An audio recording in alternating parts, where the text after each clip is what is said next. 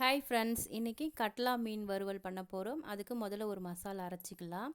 ஒரு ஸ்பூன் மிளகு, ஒரு ஸ்பூன் ஜீரகம், ஒரு ஸ்பூன் தனியா, அதோட ஒரு 4 வரமிளகாய், இஞ்சி பூண்டு சேர்த்துட்டு நம்ம வீட்டில் அரைச்ச குழம்பு மிளகாய் தூள் காரத்துக்கு ஏற்ற மாதிரி சேர்த்துக்கோங்க.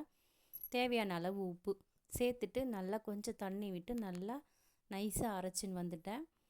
இப்போ இதை மீனில் கலந்து நல்லா ஊற வச்சிடலாம்.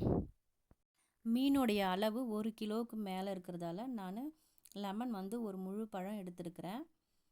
அரை கிலோ மாதிரி இருந்துச்சுன்னா ஒரு பாதி போட்டால் போதும், இல்லைன்னா ரொம்ப புளிப்பாகிடும். லெமன் மீன் மேலே ஃபுல்லாக புழிஞ்சி விட்டுக்கோங்க.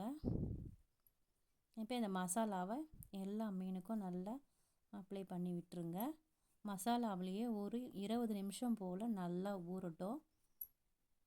மசாலா நல்லா கலந்து விட்டுட்டு நம்ம வேணால் ஃப்ரிட்ஜில் வேணால் கொஞ்சம் நேரம் எடுத்து வைக்கலாம். நல்லா கொஞ்சம் நேரம் ஊறுச்சுன்னா இந்த காரம் உப்புலாம் நல்லா இறங்கும். ஒரு 1/2 hour கழித்து மசாலா உதிராமல் இருக்கிறதுக்காக கார்ன்ஃப்ளவர் மாவோ இல்லைன்னா கடலை மாவோ சேர்த்து நம்ம கலந்து வச்சுக்கலாம். மாவோட மசாலாவும் சேர்த்து கலந்துட்டோம்னா இந்த காரம்லாம் சரியாக இறங்காது. அதால் முதல்ல மசாலாவை போட்டு கலந்து வச்சுட்டு காரெல்லாம் போட்டு நல்லா கலந்து வச்சுட்டு அதுக்கப்புறமா மேலே பைண்ட் ஆகிறதுக்காக மாவு மேலே போட்டுக்கலாம். இப்போ கடலை மாவு சேர்த்துக்கிறேன். மசாலா போட்டு வச்சு ஒரு அரை மணி நேரம் கழித்து அதுக்கப்புறம் மேலே கடலை மாவு சேர்த்து லைட்டாக தண்ணி வேணும்னா லைட்டாக தெளித்து மொத்தத்துலேயும் கலந்துக்கோங்க.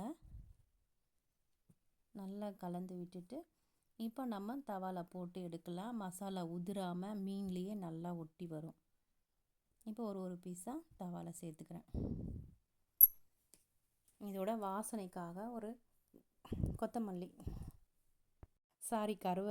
கருவேப்பிலையே சேர்த்துக்கலாம். கருவேப்பிலை எண்ணெயோடு சேர்ந்து பொரிஞ்சு வரும்போது நல்லா வாசனையாக இருக்கும். மசாலா கொஞ்சம் கூட உதிரவே இல்லை பாருங்கள், அப்படியே மீனோடு ஒட்டி வந்திருக்கு பாருங்கள். கல்லில் மசாலா பிரிஞ்சே வரல பாருங்கள். அவ்வளோதாங்க, சூப்பரான கட்லா மீன் வறுவல் ரெடி ஆயிடுச்சு. மசாலா உதிராமல் இந்த மாதிரி நீங்களும் செஞ்சு பாருங்கள். இந்த வீடியோ பிடிச்சிருந்தா ஒரு லைக் போடுங்க. அப்படியே நம்ம சேனலை சப்ஸ்கிரைப் பண்ணாதவங்க சப்ஸ்கிரைப் பண்ணிக்கோங்க. நல்லா ஒரு சூப்பரான மீன் வறுவல் ரெடி ஆயிடுச்சு. Thank you friends.